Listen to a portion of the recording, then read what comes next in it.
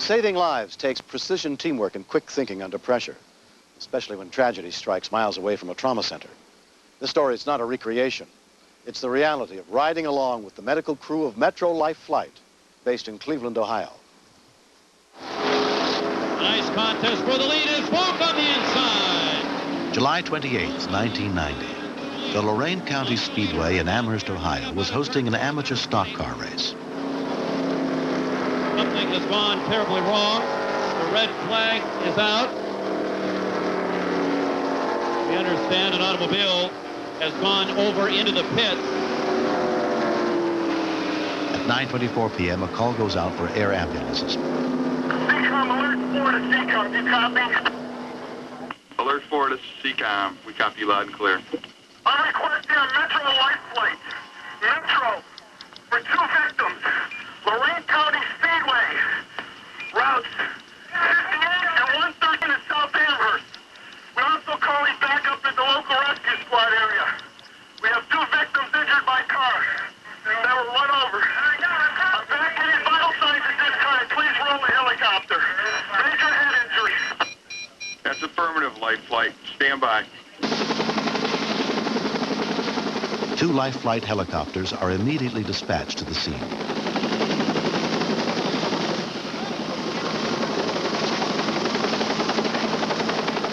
Flight nurse Chris Minacci is on the first helicopter that arrives. We knew that we had several who were critically injured. One who was in a traumatic full arrest. His injuries were quite extensive, non-repairable, had no sign of life at all. So we needed to make the decision and realize that this person was no longer viable. That's not an easy decision to make. The second victim is Bill Jordan, a 31-year-old race car mechanic who headed up a pit crew. Bill has sustained critical injuries to his back, leg, and abdomen. The man pronounced dead at the scene was his brother-in-law and a member of his crew. 14-year-old Jack Harris had been watching the race with his brother when the car went out of control. 3 other people less seriously hurt in the accident are taken away by ambulance, while Bill and Jack are airlifted to the trauma unit at Metro Health Medical Center.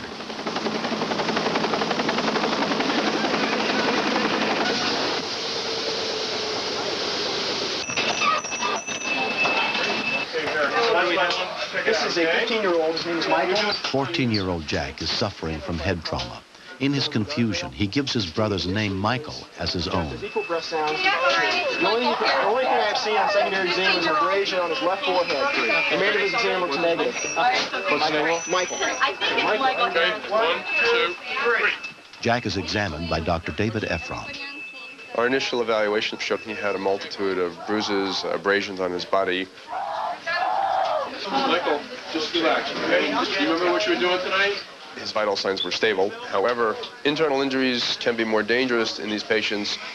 Dr. Efron then turns his attention to mechanic Bill Jordan. In evaluating the second patient, he had a very tender abdomen, suggestive of intra-abdominal type of injury, whether it's a spleen, liver, etc. Bill, I'm going to just shave your belly a little bit, okay? Just like I told you, we're going to put that catheter in. Trauma team leader Dr. Daniel Borison is concerned about the buildup of blood in Bill's abdomen. Okay. Your belly looks pretty bad there, huh?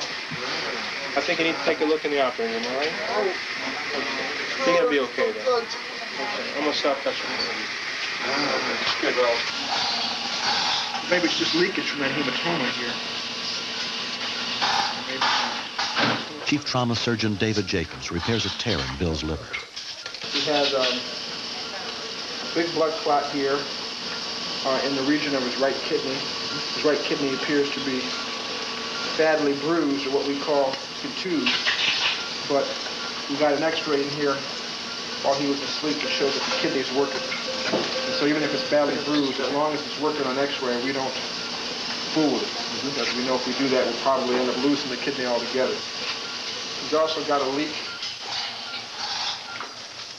14-year-old Jack is given a CAT scan to determine the extent of his head injuries.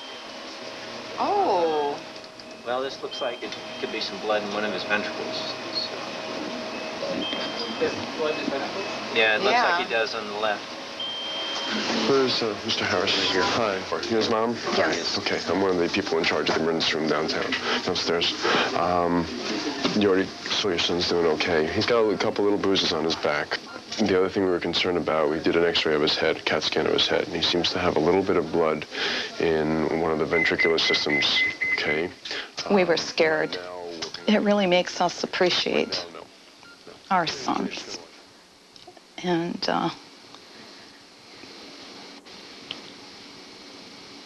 to realize just how valuable life is right now.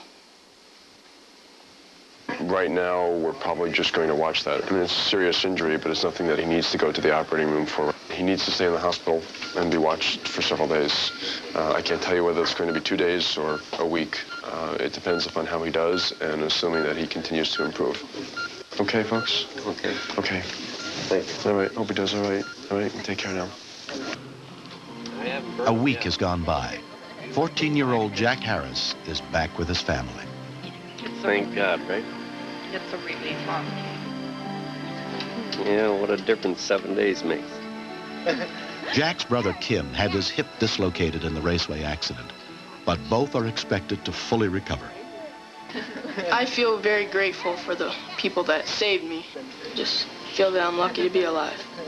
So you're not afraid of going back into the racetrack again, right? No. Nah, it doesn't worry me any. It worries me. Oh, you're dead. You lose any strength in your grip, I'll tell you that. As mechanic Bill Jordan slowly recovers from his injuries, his father, Bill Sr., stays at his bedside. You don't know how short your life is, sir. Excuse me if I get emotional here, but I think since he's been here, we've said, I love you to each other more than I have in his whole life. Well, it's just the first money maker of the whole car. Was it $25? Yeah. It's been 2 months. Bill Jordan is back home, but for him, recuperation is a slow and painful process. If I sit in one place for too long and my back starts to hurt, if I walk around too much, my back starts to hurt. It's not fun yet. The worst part about the whole thing is losing my brother-in-law. I don't think it was fair. Take it apart. Bill hopes to return to the racetrack soon, to head up a pit crew again. So I know he's in a lot of pain, but having him is the main thing. That's what counts. I know that if it wasn't for Life Flight being at the racetrack that night, he would have been with my son-in-law. He would have never been able to survive the ambulance ride. I think these men and women are definitely heroes. I know that for a fact.